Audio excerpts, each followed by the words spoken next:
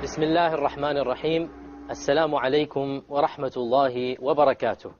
I welcome you to another episode of our series, Safara Keram, where we strive to be with the holy angels by reciting the Quran properly. I am your host, Abu Ammar Yasir Qadhi. Generally, jealousy is a very evil characteristic. However, the Prophet Muhammad sallallahu alaihi wasallam, in specific circumstances, encouraged us to be jealous. Of these circumstances is, as the Prophet ﷺ said, "La hasada illa fitnatain." No one should be jealous of anyone else except in two circumstances. The first of them, he said, is a man whom Allah has blessed with money, and he spends that money for the sake of Allah Azza wa Jal. So he is very generous with his money. And the second of them is a person whom Allah has blessed with the book. He has blessed, in other words, to memorize the Quran, to understand it, and so he recites it all the time, day and night. So in this particular case, we should be jealous. What is the meaning of jealousy here? The meaning of jealousy is we want to be like that person. Not that we wish any harm for him, no. That type of jealousy is never allowed. The type of jealousy that the Prophet ﷺ wanted us to have is to be like that person. We want to be rich in order to spend money, not to be rich to live like a luxurious king or something, no. And we want to have the Quran and to memorize the Quran in order to recite it properly, recite it with a good voice. In yet another hadith, the Prophet ﷺ said that part of showing glory to Allah, in other words, part of being a perfect believer, is to show respect to three people. The first is to a white-haired Muslim, an old Muslim, a person who has grown up in Islam, has lived his entire life in Islam. The second, Hamilul Quran, the carrier of the Quran. The carrier of the Quran, the one who has memorized the Quran, has understood it and acted upon it. The one who, the Prophet ﷺ said, neither does he go to one extreme nor to the other. He is a moderate person. And the third is a just ruler. A ruler who rules justly according to the law of Islam. So it is a part of our worship of Allah Azza wa Jal that we show respect to those that have properly memorized, understood and acted upon the Quran. Returning to our topic of the rules of Tajweed, we now move on to a completely new set of rules, and that is the rules of mad, or the elongation of the vowel letters. And we're going to spend a number of episodes on this, so this is the first of our series of rules regarding the elongation of the vowel letters. This is of many types and categories, so bear with me point by point. As I said over and over again, Tajweed is not a confusing science. It just takes a little bit of understanding and a little bit of practice. You just have to be patient and take each rule as it comes. All it is simple memorization and application. So the first type of elongation is a natural mad, a natural elongation. Okay? And mad means to elongate, to make something long. A natural mad occurs when one of the letters of mad is not followed by or preceded by a hamza or sukoon. Okay, so let's ponder over this definition. What is a natural mad, a natural elongation? It occurs when the letter of mad. Now what is the letter of mad? We discussed this in an earlier episode. Some of you are a little bit confused. I knew this would happen, therefore I have it right here. Okay, the letters of mad are the ya, which is preceded by a kasra, e, the wa, which is preceded by a dhamma, u, and the alif, which is preceded by a fatha, the three vowel sounds.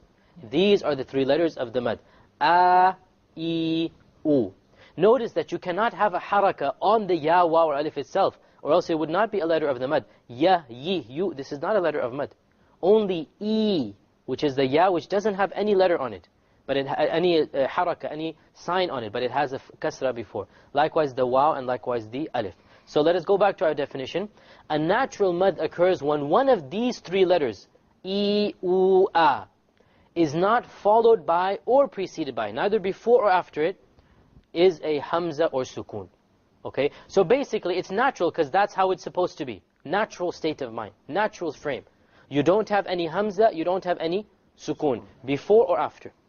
This type of mad is the most common type of mad. Every second word in the Quran has it. Some words have more than two mads in even one word. Okay? The ruling is that you prolong this to two harakas. You prolong it to two harakas. What is a haraka? Half a second. It's the length or the time it takes to open a finger from a closed fist. So one haraka, and then 1, 2 harakas. 1, 2. Okay? The haraka is the unit of length invented by the scholars of Tajweed to tell you how long to pronounce the vowel sounds and the ghunnas. So the first example we'll look at is this word, يَقُولُونَ. Here we have a waw preceded by a dhamma, likewise a waw preceded by a dhamma. 2 waws here, both of which are preceded by dhammas. Notice, يَقُولُونَ. You don't say يَقُولُنَّ. You have to make it long. If you didn't make the mad, you would not hear the letter of mad, the waw before the dhamma. يَقُولُونَ. Likewise, it's a mistake to make it longer than 2. يَقُولُونَ. That's a mistake. It has to be 2 harakas, okay? يَقُولُونَ. This is the way that you judge it. Now, obviously, in the beginning, you might have to physically do this to time yourself, but eventually you get into the art of figuring out yourself how long it is. Also, by listening to famous qadis, you will also get a good idea of how much 2 harakas is. Likewise, in the second word, qala. Same thing. Qala. This is the mad, the natural mad. Qala. Over here, qila. There's a ya preceded by a kasra. Qila. In the fourth word, irji'u. Here's the waw, and there's a dhamma on top of it. Irji'u. Irji'u. You have it for 2 harakas. Here, ya hamanu. Ya hamanu. We have all 3 cases of alifs preceded by fathas. So we have 3 letters of mad. Ya hamanu. It is a mistake to go longer. Ya ha. No, you don't do that. It has to be 2 harakas only. All of these examples, the last one, al-mizan, same thing. Al-mizan, we have the ya and the alif, both of them. The ya preceded by a kasra and the alif preceded by a fatha, 2 harakas. Notice, in none of these examples is there a hamza or a sukun. This is the key. Anytime there is no hamza or sukun before or after the letter of mad, this is a natural mad. And there is one word which easily, if you memorize it, you'll understand the rule, and that is this word, nuhiha. You notice all of the letters of the mad are included here. The waw before it is a dhamma, the ya before it is a kasra, and the alif before it is a fatha. Nuhiha. All of these 3 letters of mad are combined in this one word. So anytime there is a letter of mad which has no hamza and no sukun close to it, before or after it, then you must prolong it 2 harakas. This is the natural mad. This is what is known as a natural mad. Okay. Let us move on to some other types which are easy and they have the same ruling. Then there are other types of mad as well, and we're going to discuss these in a number of episodes. The first type we'll go on to is a replacement mad. We call it in Arabic al-mad al-iwad. You replace something with something else. What do you replace? You replace 2 fathas with a mad sound if you stop upon it, okay? And this is something, alhamdulillah, everybody knows, that when you stop on 2 fathas, anywhere there's fathatain, 2 fathas, you stop on it, then you must replace that with an alif, basically, which is a mad. For example, these are some examples we have. عَفُوًّا قَدِيرًا. Suppose you were to stop on the عَفُوًّا. You wouldn't say عَفُو. You say عَفُوًّا. You stop with the alif. Suppose you stop on the qadira. عَفُوًّا قَدِيرًا. قَدِيرًا. Notice the D. What type of mad is this? Natural mad. Qadi. The ra, this is the mad which is a mad al-iwad. Anytime you have 2 fathas, you stop on it, then it becomes a natural mad. If you don't stop, then obviously you move on with the rules of tanween that we've done. عَفُوًّا قَدِيرًا. We didn't stop here. What type of hukum, what type of ruling applies here? Ikhfa. We did this in a previous episode. Over here, أَفْوَاجًا. What type of mad is the first alif? Natural mad. What type of mad is the second alif? Replacement. Mad al-iwad. Replacement mad. Likewise, nisaa. Notice here, this is an alif followed by a hamza. We haven't discussed this mad yet. Okay, we'll get there later on. But the point is, the hamza has a tanween, so we changed the tanween into an alif. Nisaa. Like this. Another type is a substitution, a mad al-badal. And this occurs when one of the letters of the mad is followed or occurs after a hamza. So there's a hamza and then you have the letter of the mad. In this case, this two is of two harakas. Some examples are amanu, imana, and utu. Now amanu, you might think, where is the hamza? That's why I have it in brackets here. Actually, amanu is a hamza followed by an alif. So here's the alif preceded by a fatha, which is a hamza. This is called mad al-badal. This is also of two harakas. Amanu. You don't say amanu. Same thing with iman. You have a letter of mad, which is the ya, preceded by a kasra, which happens to be a hamza. So the same ruling of two harakas applies. And lastly, utu, you have a waw, preceded by a dhamma, and the dhamma happens to be on the hamza. Once again, it is two harakas. So basically, we have three types of mad that we discussed in today's episode. We'll discuss more later on. All of these three mads have only two harakas. You don't make them longer than this. The first type was the natural mad, when it's not followed by any hamza, any sukoon. The second type is the replacement mad, which is you convert two fathas into a natural mad. Okay, and you also do that two harakas. And the third type was the substitution mad, where a hamza occurs before the mad. Amanu, iman, and utu. So let me now recite some verses for you, and if you follow along. Let us choose Surah Al-Nazi'at. Surah Al-Nazi'at is the, as you know, second surah in Juz Amma. Surah number 79. أعوذ بالله من الشيطان الرجيم بسم الله الرحمن الرحيم وَالنَّازِعَاتِ غَرْقًا. Okay, who can tell me what the mads are? Where's the first mad? Nazi'a. What type of mad? Natural mad, because there's an alif preceded by a fatha. Second, aati. Same type, right? غَرْقًا. What type is this? This is the replacement mad, because you have replaced two fathas with a harf al-mad, or the letter of mad. وَالنَّاشِطَاتِ نَشْطًا. Same thing over here. The na is the natural. Ta, once again, is the natural. Nashta, we have over here the replacement, or maddul al-iwad. Now, again, with the alifs here, the na was a light alif. Remember, we're going to emphasize this a lot, because once again, this is a very, very common error, that people don't know how to pronounce the alifs properly. They make heavy alifs light, and they make light alifs heavy, and this is a mistake. They pronounce وَالنَّاشِطَاتِ maybe وَالنَّاشِطَاتِ, which is a mistake. It's nashitati. Okay? Nashta, once again, should be heavy, because the letter before it is heavy. وَالنَّاشِطَاتِ نَشْطًا وَالسَّابِحَاتِ سَبْحًا فَالسَّابِقَاتِ سَبْقًا فَالْمُدَبِّرَاتِ أَمْرًا. Once again, throughout these ayat, we have the same types of examples. That we have sabihat, what type? Two types of natural mad, right? Sabaha, once again we have replacement. فَالسَّابِقَاتِ سَبْقًا, exact same. Two naturals and one replacement. فَالْمُدَبِّرَاتِ, here we have the rat is the natural, and then amra is the replacement. يَوْمَ تَرْجُفُ الرَّاجِفَةِ تَتْبَعُهَا الرَّادِفَةِ قُلُوبٌ يَوْمَئِذٍ وَاجِفَةٌ أَبْصَارُهَا خَاشِعَةٌ يَقُولُونَ أَإِنَّا لَمَرْدُودُونَ فِي الْحَافِرَةِ. Now all of these have been the same, replacement or natural. Okay, so there's nothing new over here.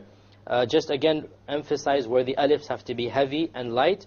يَوْمَئِذٍ وَاجِفَةٌ is light. أَبْصَارُهَا, sa is heavy and ha is light. Okay, let us now move on to an example where there will be something new. Let us see. We are now trying to find a special type of mad. Okay, here we go.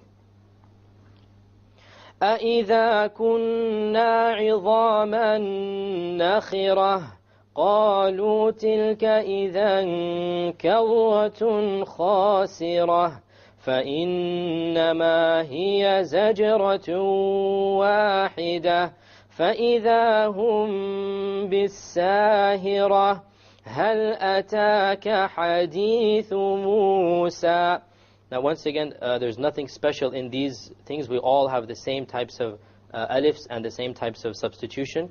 We have the same type of replacement where we take a double fatha and we convert it to a normal med. Okay. Here we have a different type which we haven't done before. It's verse number 18. فَقُلْ هَلْ لَكَ إِلَىٰ أَن تَزَكَّى. Okay, we have here an alif followed by a hamza. We haven't done this yet, so just remember, this is something we're going to do in the next episode. Let us move on a few verses to find another example that we can use. Let us move on to verse 18 right now. فَقُلْ هَلْ لَكَ إِلَىٰ أَن تَزَكَّى وَأَهْدِيَكَ إِلَىٰ رَبِّكَ فَتَخْشَىٰ فَأَرَاهُ الْآيَةَ الْكُبْرَى. Okay, notice here, we have لَكَ إِلَىٰ أَن. Now I read it very long, and you notice because there's a hamza after it. So this is a rule we haven't done before, because there's a hamza after the harf mad. So wait till a few episodes, we'll discuss this. وَأَهْدِيَكَ. Notice here the ya. You might think there's a ya before it is a kasra, there will be a mad, but no. What was the condition? We said that the ya itself, sakin, it cannot have any letter on it. So it's very important that you don't get confused. The letter of mad must not have any haraka on it. Okay? Then we go on. فَأَرَاهُ الْآيَةَ الْكُبْرَى. Aha, I made a mad here. What type of mad is this? This is a maddul badal, a substitution mad, because there is a ya preceded by a hamza. So we went two mads. فَأَرَاهُ الْآيَةَ الْكُبْرَى. This is a two haraka, because it is a ya, an alif preceded by a hamza. فَكَذَّبَ وَعَصَى ثُمَّ أَدْبَرَ يَسْعَى. Okay, let's analyze a few mudud here. We have هَلْ لَكَ إِلَىٰ أَن. We have a harf mad, but it's followed by a hamza. So we haven't discussed this rule yet. So we'll move on and discuss it in the next episode. أَن تَزَكَّى. This is a natural mad. Okay. وَأَهْدِيَكَ. Notice the ahdiyaka, it's a very interesting point here. The ya is preceded by a kasra, right? Does this make it a mad? No. Because the ya has a haraka. The ya has a haraka on it. And we said that for a letter to be a letter of mad, there can be no haraka. There can't be any fatha, kasra, dhamma. So there is no mad over here. فَأَرَاهُ الْآيَةَ الْكُبْرَى. Ayah, what type of mad is this? Substitution. Substitution, because there is an alif before it is a fatha, but the fatha happens to be on a hamza. Okay, so the substitution mad is just like a natural mad, except that there's a hamza before it. The only thing is you call it something different. Otherwise, it's the same ruling of two harakas. فَكَذَّبَ وَعَصَى. Same thing, it is a natural mad. ثُمَّ أَدْبَرَ يَسْعَى. Natural mad. فَحَشَرَ فَنَادَى. Two natural mads. فَقَالَ, natural mad. أَنَا رَبُّكُمُ الْأَعْلَى. Once again, natural mad. We get on to فَأَخَذَهُ اللَّهُ. By the way, the word Allah also has a mad. Yes. Allahu, it's a natural mad. نَكَالَ الْآخِرَةِ. Here's the point. آخِرَةِ, what type of mad? Substitution. Substitution. And أولى, substitution as well. We have an alif preceded by a fatha, and the fatha happens to be on the hamza. So it becomes substitution. Same thing with al-ula, we have a waw preceded by a dhamma, and the dhamma happens to be on a hamza, therefore it becomes a substitution mad. So the rulings of the mudud that we did today were basically three.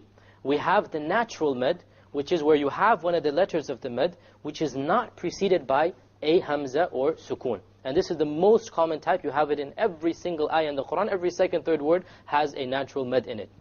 If it is preceded by a hamza, we don't call it a natural mad. Rather, we call it a maddul badal. But the ruling is still the same. It is two harakas. And one last thing that we discussed today, if you stop at a place where there are two tanweens, two fathatains, two fathas, we call them in Arabic, yani fathatain, two fathas, one on top of the other. If you stop there, then it becomes a natural mad. So these are the rulings of today. Inshallah, in the next episode, we'll continue discussing other types of mudud. I hope to see you then. Until next time, Assalamu alaikum wa rahmatullahi wa barakatuhu.